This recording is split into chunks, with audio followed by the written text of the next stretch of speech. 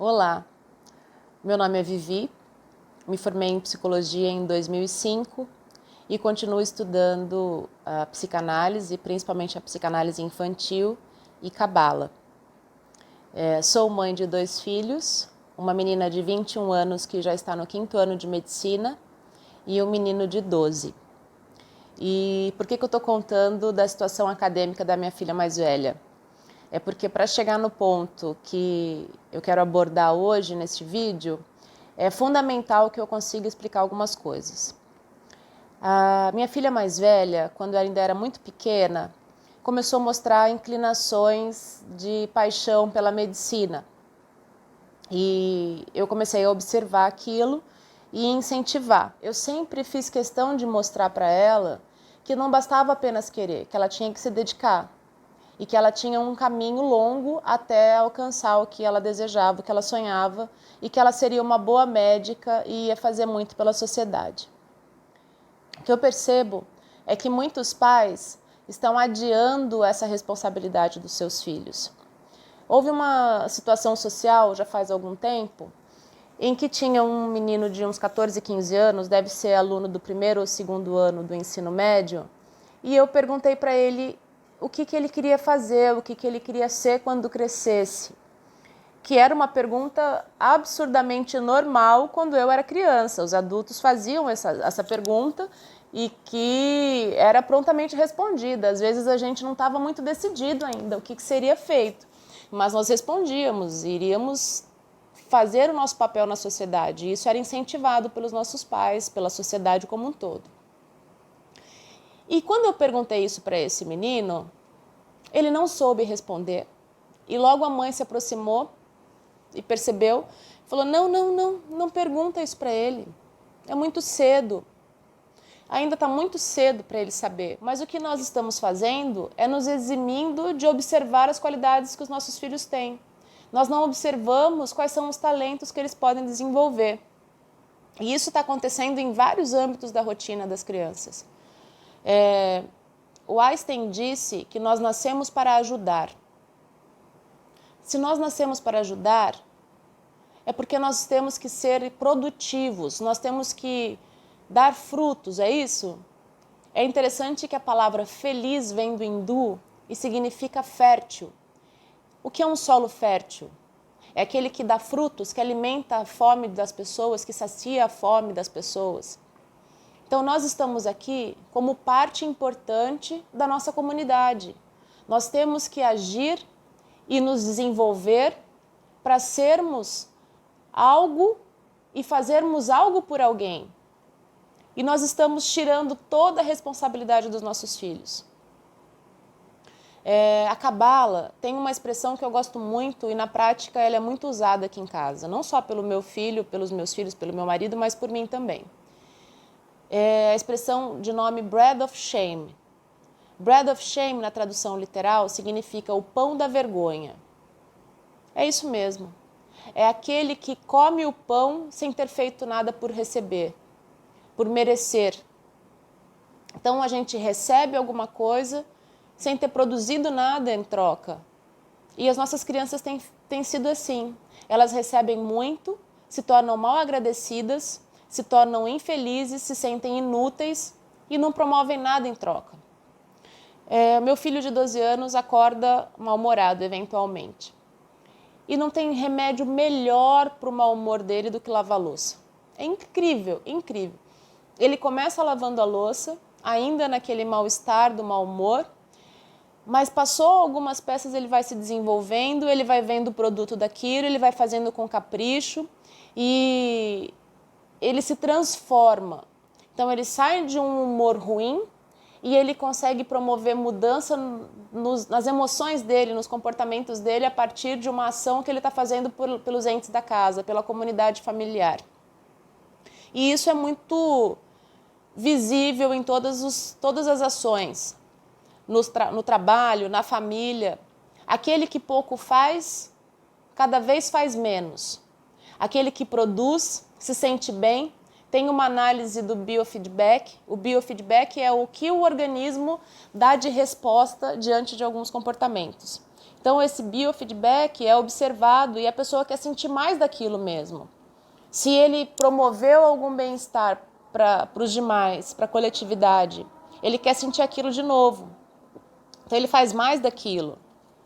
Não tem como nós sermos felizes se nós ficarmos no passivo, recebendo, recebendo, recebendo, sem termos feito nada por merecer aquilo. Se hoje a humanidade caminha com essas crianças que ficam no passivo, nos celulares, para construir alguma coisa no futuro, nós estamos perdidos. Porque as crianças estão no passivo, as crianças recebem informação, as crianças estão cada vez mais privadas de se desenvolver, de se autoconhecer. As crianças não podem sentir tédio. O tédio é maravilhoso.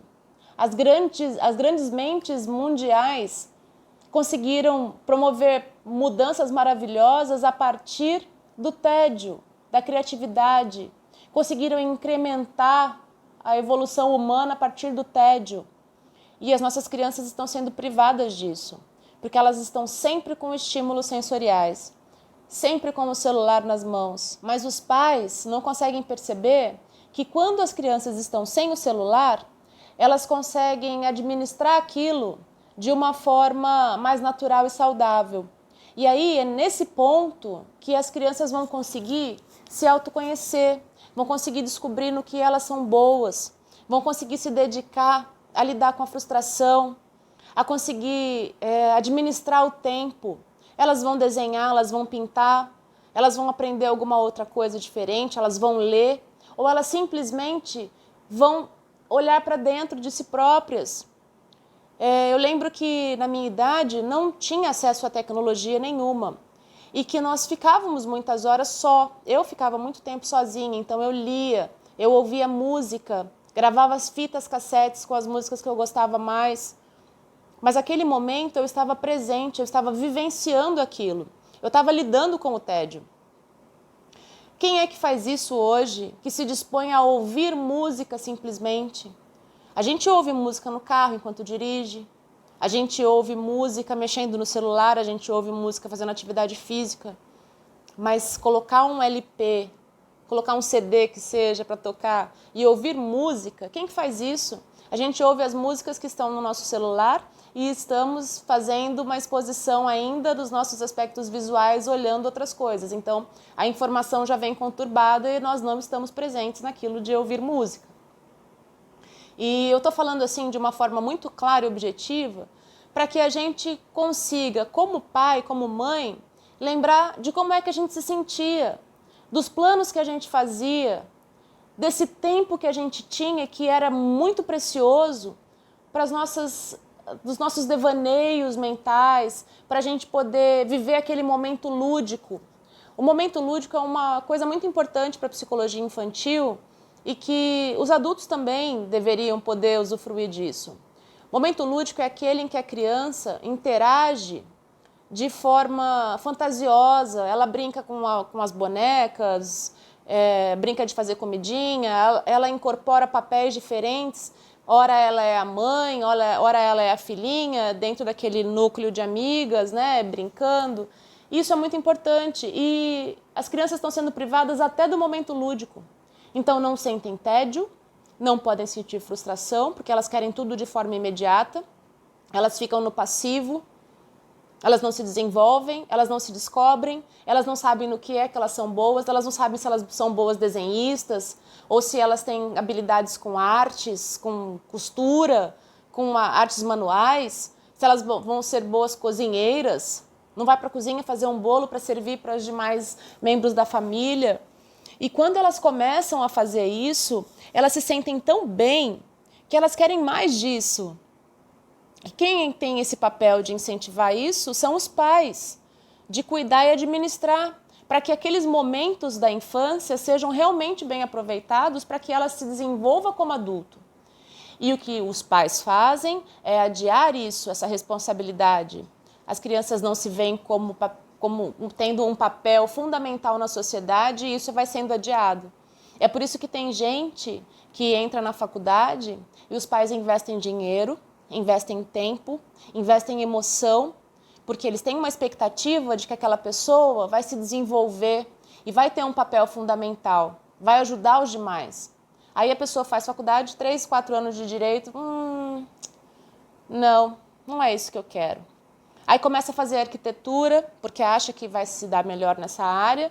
Na hora que aperta um pouquinho a questão dos cálculos, se manda, porque não dá conta.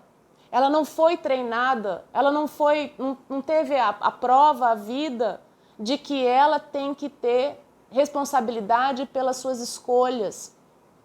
Ela não foi observada pelos pais, para os pais poderem encaminhar, falar isso aqui, olha que talento que você tem, você vai se dar muito bem nessa área. Nossa, você monta esses blocos de Lego de uma forma tão amistosa, de uma forma tão harmônica. Você vai ser um engenheiro. Não tem mais isso. Os pais estão se eximindo dessa responsabilidade, esperando que as crianças façam os testes vocacionais dentro de alguns anos, para que isso seja determinado. Esse adiamento das crianças se verem como responsáveis e como se verem como agentes ativos da própria vida, acaba fazendo com que os pais sofram depois. Porque quem é que vai fazer a manutenção dos jogos que as crianças têm? E depois adultos. Como essas crianças vão sobreviver, vão se sustentar, vão se desenvolver? Esquece. Os pais vão acabar mantendo essa responsabilidade porque não fizeram isso de forma adequada na infância e na adolescência. Falei dos jogos. É interessante que recentemente eu soube que a indústria dos jogos, do videogame, é a indústria mais lucrativa atualmente. Mais do que a cinematográfica, mais do que a musical. E quem faz a manutenção disso financeiramente? Somos nós pais. Depende de nós fazermos a manutenção financeira disso. Então quer dizer que se a gente não der, eles não teriam. E eles não tendo, eles vão desenvolver outros aspectos. Eles vão ter que aprender a se conhecer, a se gostar, ver o que precisa ser melhorado, o que precisa ser aprimorado. Interessante que tinha um outdoor na minha cidade que tinha uma pergunta assim, você já abraçou o seu filho hoje? Toca, né? É importante isso. Mas eu vou além. Você já olhou para o seu filho hoje? Você olhou para o seu filho de verdade já hoje? Você deixou que ele te olhasse? Porque é nessa troca de você vê-lo como um indivíduo, é que ele vai se perceber como um indivíduo também. Ele vai perceber que ele não é um puppet, ele não é um bichinho de estimação na sua casa.